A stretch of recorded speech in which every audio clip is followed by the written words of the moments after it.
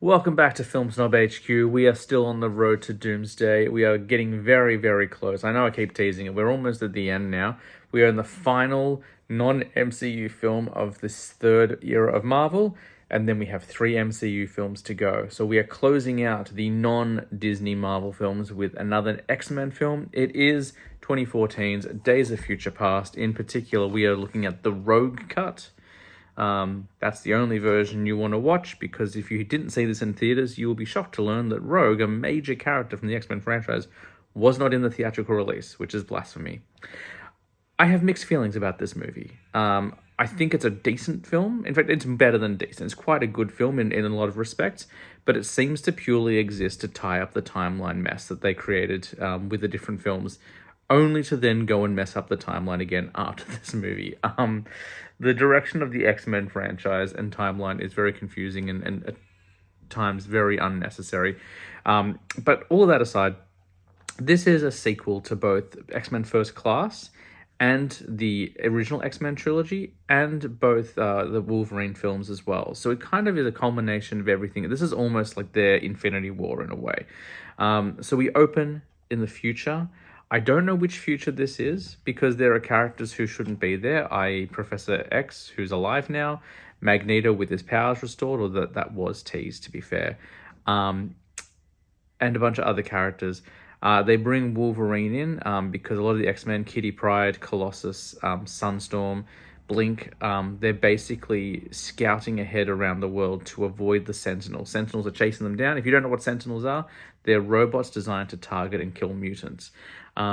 They bring Wolverine along because they want to send his mind back in time to his body. He's the only mutant who could survive this process because of his healing factor.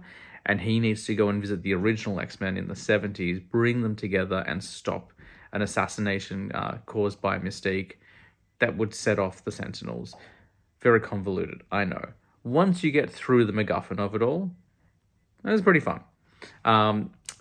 Yet again, we have an X-Men film led exclusively by Hugh Jackman. They cannot get away from this. He needs to be the lead in just about every X-Men film, which I think is why I like First Class so much, because even though I love Hugh Jackman as Wolverine, I want to see other mutants getting to do things. That being said, it is fun seeing him back with his bone claws, navigating the 70s, meeting a very young Charles Xavier, played again by James McAvoy, who is now a broken man following the events of First Class. He has regained his ability to walk, but in sacrifice for his powers. Magneto is in prison following the Cuban Missile situation. And all of the X-Men are kind of scattered. So he has to go around, find them all, bring them together before Mystique can assassinate this guy called Bolivar Trask, who creates the Sentinels. Bolivar Trask played by Peter Dinklage. Interesting casting. I like Peter Dinklage quite a bit. However, I do think a big part of it was the fact that he was huge on Game of Thrones at the time. Got nothing against it.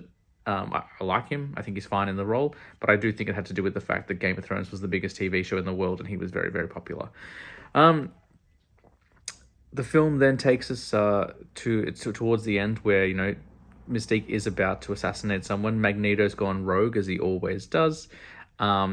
And basically it's between Mystique, Charles, and Magneto to try and stop this assassination happening and launching the Sentinel War and stuff like that. I'm distilling it quite a bit because it's very convoluted. There's a lot of different stuff going on in this movie. To try and wrap your head around all of it, you really need to watch it a couple of times. But it's fun. Do the X-Men wear their costumes?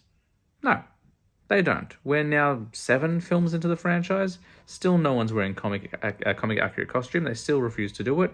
Professor Xavier, they'll give him a floating wheelchair, but they refuse to give him the yellow wheelchair. Magneto wearing a lot of grey.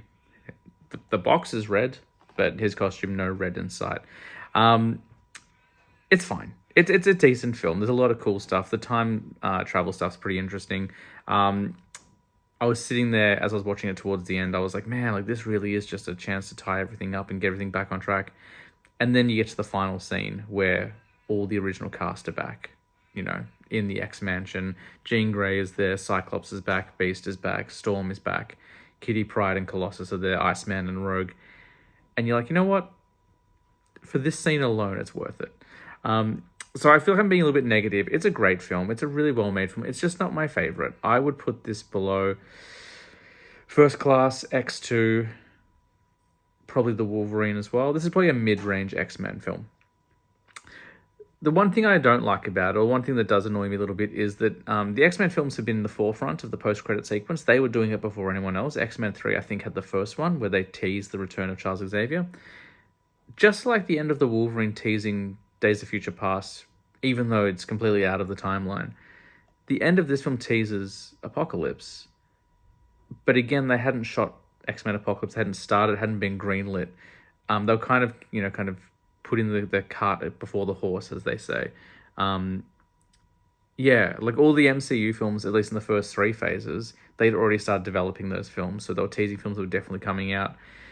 The Apocalypse thing was a bit of a weird tease because they ended up recasting. They got Oscar Isaac involved, as you may remember. He looks nothing like he does in the post-credit sequence. The dude looks like Timothée Chalamet. I should look that up and see if it is him. But it couldn't be. He would have been a child at that point, surely. I don't know. Anyway, Days of Future Past, decent X-Men film. Definitely in the top half for sure. Really cool story. A bit convoluted. Does feel like an excuse just to tie up and straighten out all the timelines. And then the next 3 films would butcher those timelines again anyway. But that's fine. Go and check it out. If you haven't seen it in a while, give it a rewatch. Returning cast members. I don't think there's anyone really new in this one. I don't think they're going to bring back Trask. I don't think there's any need to bring him back in Doomsday and Secret Wars. So I don't think we'll see him again. I think everyone else has been in a film before. Oh, Omar Sy as Bishop. Shout out to him. That was his first appearance. Maybe he'll come back. I would like to see him again, especially if we're dealing with multiverse and time travel and stuff like that. But yeah, next up is Guardians of the Galaxy.